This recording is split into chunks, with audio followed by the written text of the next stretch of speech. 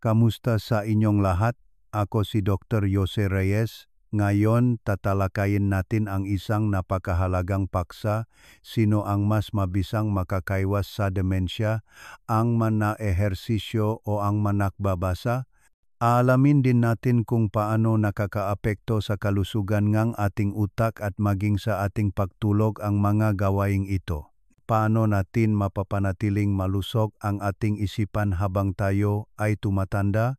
Lalo na sa panahon ngayon na uso na ang 100-year life, mas naging mahalaga ang tanong kung paano mabuhay ng malusog sa mahabang panahon, hindi lamang basta humaba ang buhay. Ang ating paksa ngayon ay tungkol dito, ang matandang nag-ehersisyo at ang matandang nagbabasa. Sino kaya sa kanila ang mas makakaiwas sa demensya? Sa pagitan ng isang aktibong nakatatanda na araw-araw naglalakad sa parke, lumalangoy at nagbibisikleta, at isang nakatatanda na nagbabasang libro sa library, sa sofang bahay o sa isang cafe, kaninong utak kaya ang mas malusog? Bago natin sagutin ang tanong na iyan, gusto kong ibahagi ang kwento ng isang taong nakilala ko kamakailan. Noong nakarang buwan, habang ako ay nakbo-volunteer sa isang nursing home, nakilala ko roon si Kay Alfonso. Siya ay 83 taong gulang at nagsilbi bilang guro ng Filipino sa high school sa loob ng 50 taon. Ang pagbabasa ang kanyang naging buhay at trabaho. Noong bata-bata pa ako, abala ako sa trabaho kaya wala akong masyadong oras magbasa. Pagka-retire ko lang talaga nagawa ang gusto kong pagbabasa ng sagad aniya. Ang kwarto ni G. Alfonso ay tila isang maliit na library at palagi siyang may hawak na libro. Ngunit kamakailan lamang, siya ay na-diagnose na may demensya. Nung una, masalita lang ang hindi ko maalala, sabi niya. Mali niya sa tula na itinuro ko buong buhay ko, bigla na lang nawala sa isip ko. Akala ko noon, dahil lang sa katandaan. Pero unti-unti nahirapan na akong intindihin ang nilalaman ng libro, at paulit-ulit kong binabasa ang iisang pahina. Pagpapatuloy ni G. Alfonso, buong buhay kong ginamit ang isip ko, kaya hindi ko maintindihan bakit ako nakaroon ng ganitong sakit. May kasabihan na kapag maraming binabasa, hindi makakademensya. Pero hindi iyon totoo sa kaso ko.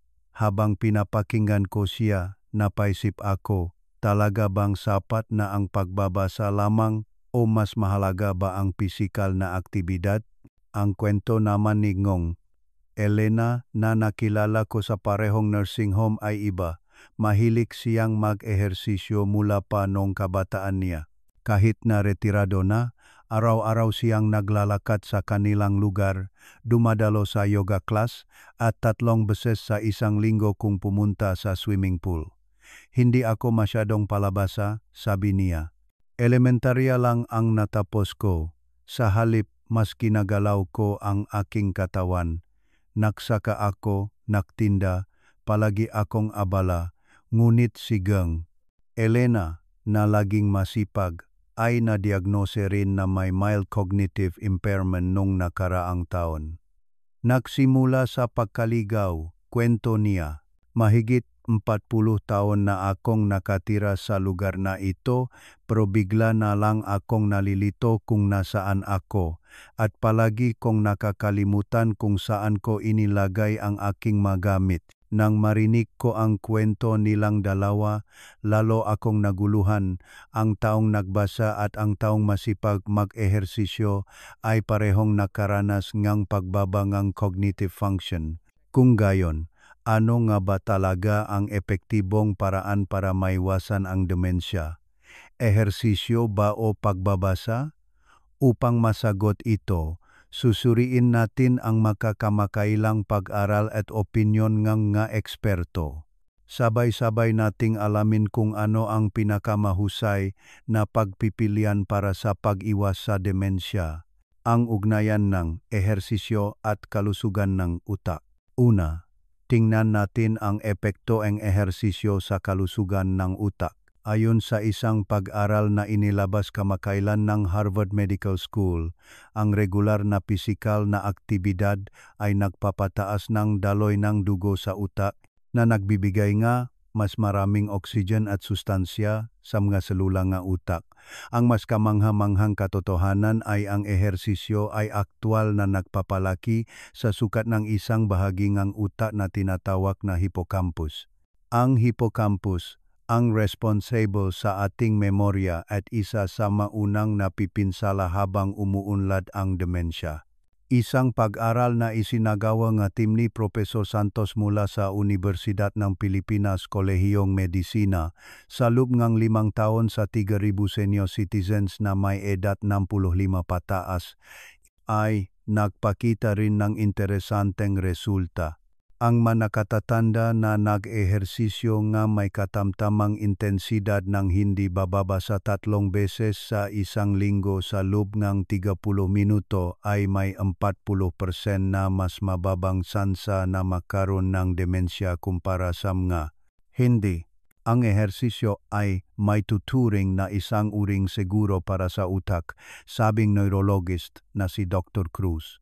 Kapag bumuti ang kalusugan ng cardiovascular sa pamamagitan ng ehersisyo, gumaganda rin ang daloy ng dugo patungo sa utak at ito ay kritikal para sa kaligtasan at paggana ng maselula ng utak. Ang ehersisyo ay nakpapalakas din sa produksyon ng isang protina na tinatawag na BDNF, Brain-Derived Neurotrophic Factor. Ang protinang ito, na madalas tawaging patabang utak, ay tumutulong sa kaligtasan at paglago nga selulang utak at nagpapatibay ng mga koneksyon ng synapse. May mga pag-aral na nagpapakita na ang pagtaas ng antas ng BDNF pagkatapos mag-ehersisyo, lalo na sa mga matatanda, ay direktang nauugnay sa pagbuti ng cognitive function. Kung gayon, anong uri ng ehersisyo ang pinaka-epektibo? Ayon sa mapag-aaral, ang kombinasyon ng aerobic exercise paglalakad, paglangoy, pagbibisikleta, at strength training ay ang pinakamabisa. Lalo na ang maehersisyo na may kasamang cognitive elements kasabay ng pisikal na aktibidad. Tulad ng pagsasayaw o tennis ay maaring magdulot ng mas malaking benepisyo. Ang ugnayan ng pagbabasa at kalusugan ng utak. Ngayon naman, alamin natin ang epekto ng pagbabasa sa kalusugan ng utak. Narinig niyo na ba ang konsepto ng cognitive reserve? Ito ay ang kakayahan ng utak na harapin ang pinsala o sakit sa pamamagitan ng mas mahusay na paggamit ng maumiiral na neural network o pagbuo ng compensatory network. Sa madaling salita, ito ay ang backup system ng utak. Ayon sa isang pag-aral mula sa Cambridge University sa UK, ang mataong nagbasa ng marami sa buong buhay nila ay may mas mataas na cognitive reserve kaysa sa mga hindi. Tuna Cambridge, ito ay dahil ang pagbabasa ay sabay-sabay na nagpapaganang iba't ibang bahagi ng utak at tumutulong sa pagbuo ng makumplikadong neural network. Kapag nagbabasa tayo ng libro, ang ating utak ay dumaranas ng isang uri ng simulation, paliwanag ng cognitive neuroscientist na si Dr. Garcia. Sa proseso ng pag-unawa sa damdamin nga karakter sa isang nobela, pag-imagining nga sitwasyon at paggula sa hinaharap, maraming bahagi ng utak ang nagiging aktibo. Ang ganitong komplikadong prosesong kognitibo ang nagpapataas ang cognitive reserve ang utak. Ang isang mahalagang punto ay hindi lamang ang akto ng pagbabasa ang mahalaga, kundi kung anong uri ng pagbabasa ang iyong ginagawa. Ang pagbabasa ng nga nobelang may komplikadong plot, non-fiction na nagbibigay ng bagong impormasyon at mga aklat na may hindi pamilyar na paksa ay nagbibigay ng mas malaking hamon sa utak. Tinutula nito ang utak na lumabas sa comfort zone nito at bumuo nga bagong koneksyon sa pagitan ng mga neuron. Sa isang 7 taong pag-aral na isinagawa ng Tokyo University sa Japan sa 8,500 senior citizens na may edad 70 pataas, Ang grupo na regular na nagbabasa ng mga mapagamong materyales ay napakita ng 32% na mas mabagal na pagbaba ng cognitive function kaysa sa kabilang grupo. Lalo na ang pagbabasa para makakuhang bagong kaalaman o hamunin ang umiiral na kaalaman ay napatunayang epektibo. Ehersisyo at pagbabasa, ano ang mas epektibo? Ngayon, bumalik tayo sa ating pangunahing tanong. Ang matandang nag-ehersisyo o ang matandang nagbabasa, sino ang mas makakaiwas sa demensya? Ang sagot ay parehong simple at komplikado. Pareho silang mahalaga. Ngunit tingnan natin ng mas malaliman. Ayon sa isang pinaksamang pag-aaral ng US, National Institute on Aging at ng Korean National Dementia Center, ang pisikal na aktibidad at cognitive na aktibidad ay nag-ambag sa kalusugan ng utak sa magkaibang paraan. Ang ehersisyo ay pangunahing nakakapekto sa pisikal na kalusugan ng utak, pagpapabuti ng daloy ng dugo, pagbabawas ng pamamaga at pagbuo ng mga bagong selula ng utak. Samantala, ang cognitive na aktibidad kabilang ang pagbabasa ay nagpapahusay sa functional efficiency ng utak, pagpapatibay ng mga neural connection at pagbuo ng mga alternatibong landas. Ang isang interesanteng punto ay ang epekto ng ehersisyo at pagbabasa ay nagpapalakas sa isa't isa. Natuklasan nga mananaliksik sa University of Montreal sa Canada na ang memorya at konsentrasyon ay mas bumubuti kapag nagbabasa sa loob ng 30 minuto pagkatapos ng regular na ehersisyo. Paliwanag nila, ang BDNF na tumataas dahil sa ehersisyo ay naghahanda sa utak para sa pag-aral na nagpapalaki sa epekto ng aktibidad tulad ng pagbabasa. Maari nating isipin na ang ehersisyo ay nagpapalakas sa hardware ng utak habang ang pagbabasa naman ay nag-a-upgrade ng software, ayon sa analohiya ng neuropsychologist na si Dr. Mercado. Tulad ng isang computer na nangangailangan ng parehong optimal na hardware at software para sa pinakamahusay na performance, kailangan din ng utak ang parehong physical at cognitive na aktibidad para sa kalusugan. Isang holistic na paraan para sa pag-iwas sa demensya. Dito tayo makakakuhang isang mahalagang aral. Ang pag-iwas sa demensya ay hindi resultang isang salik, kundi ngang komplikadong interaksyon ng maraming salik. Ito ang tinatawag na multi-domain intervention. Ang finger study na isinagawa sa Finland ay isang pangunahing halimbawa na nagpapatunay sa epekto nito. Sa pag-aral na ito, ang mahihirap na senior citizen ay sumailalim sa isang komprehensibong programa sa loob ng 2 taon na kinabibilangan ng ehersisyo, cognitive training kasama ang pagbabasa, nutritional counseling at pamamahala sa kalusugan ng cardiovascular. Ang resulta, ang grupo na sumailalim sa programa ay may 25% na mas mababang panganib ng pagbaba ng cognitive function kumpara sa control group na tumanggap lamang ng pangkalahatang payong pangkalusugan.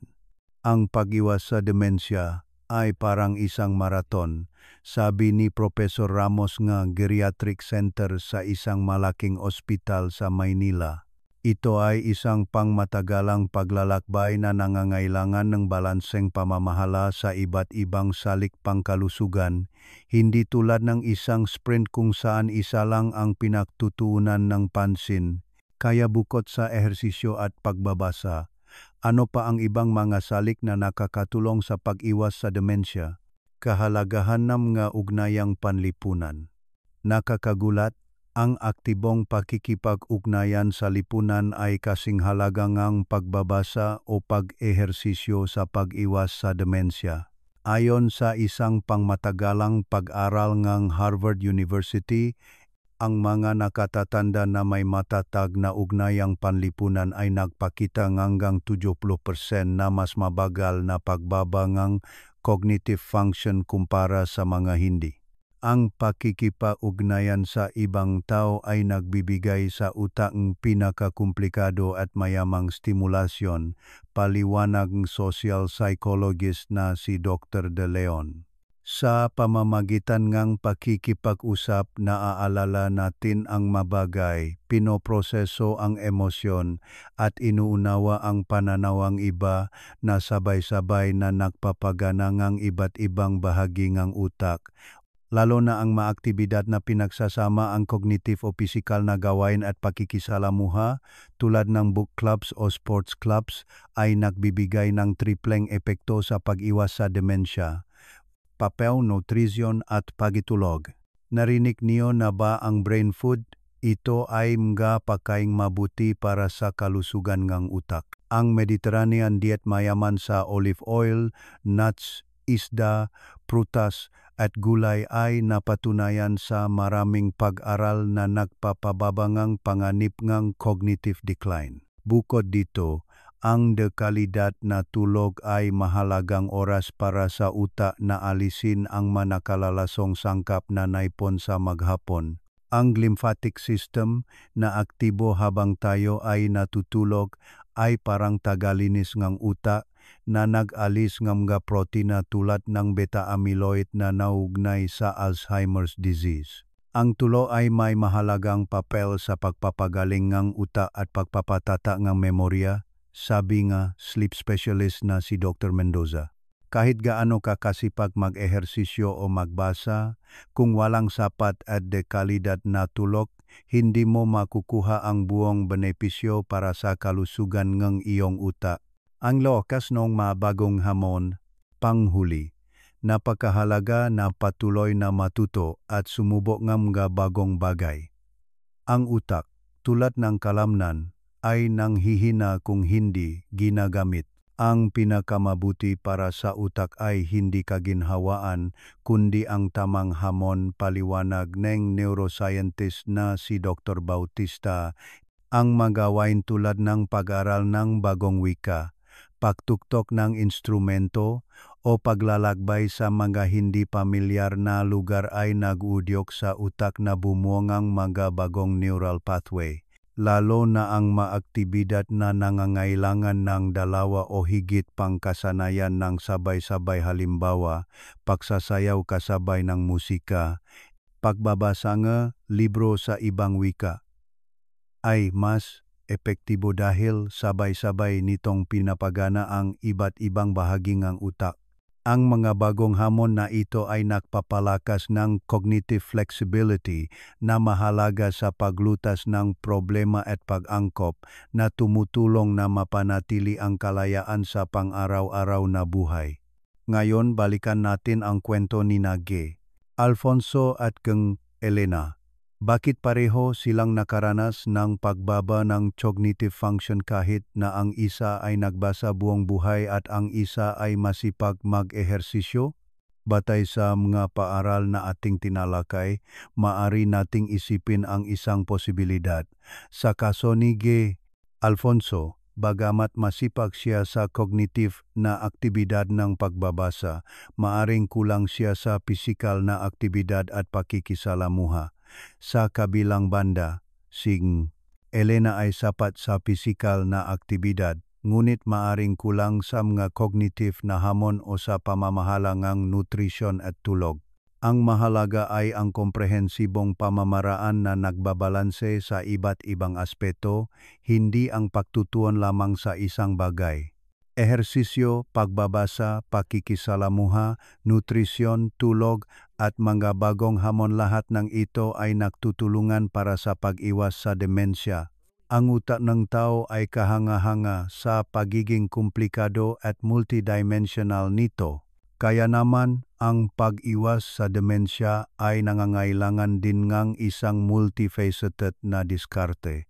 Ito ang mahalagang aral na itinuturo sa atin ng modernong neuroscience. Nang muli kong binisita sina G. Alfonso at Gen. Elena, ibinahagi ko sa kanila ang mga resultang ito. Ngayon si G. Alfonso ay nagsimula ng maglakad ng 3 ikot sa hardin ng nursing home tuwing umaga at si G. Elena naman ay sumali sa book club na isinasagawa doon. Pareho silang nakakaranas ng maliliit na pagbabago sa pamamagitan ng kanilang mga bagong subo. Ngayon ko lang naisip, masyado pala akong naging one-sided, sabi ni Alfonso. Ang isip at katawan pala ay iisa, hindi pala dapat isa lang ang inaalagaan, ganun din ang natutunan ni Elena. Palagi lang akong abala sa paggalaw ng katawan ko. Hindi ko masyadong naisip na kailangan ko ring gamitin ang isip ko.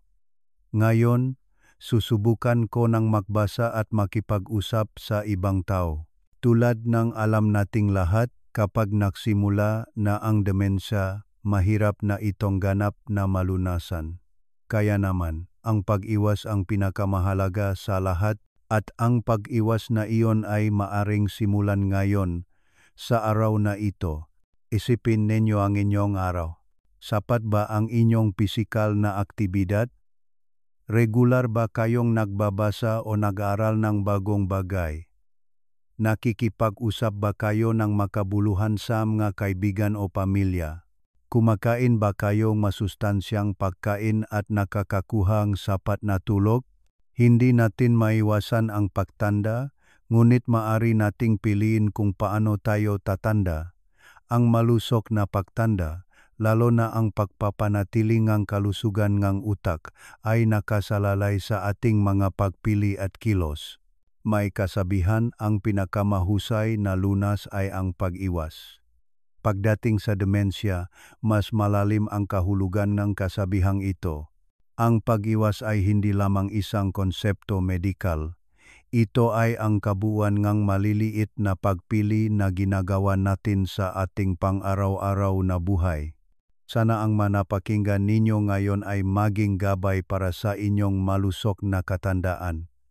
Panatilihing masigla ang inyong utak sa pamamagitan ng ehersisyo, pagbabasa at iba't ibang aktibidad. At higit sa lahat, mag-enjoy sa bawat sandali. Dahil sa kalusugan ng utak, mahalagang salik din ang positibong pananaw at kasiyahan sa buhay. Ang sikreto sa pag-iwas sa demensya ay marahil wala sa isang espesyal na bagay, kundi sa kabuuan ng maliliit na gawin na paulit-ulit nating ginagawa araw-araw. Ang matandang nag-ehersisyo at ang matandang nagbabasa, sino ang mas makakaiwas sa demensya? Ang sagot, ang matandang may balanseng pamumuhay. Hangad ko ang inyong malusog na araw ngayon at mas malusog na bukas. Hanggang sa muli.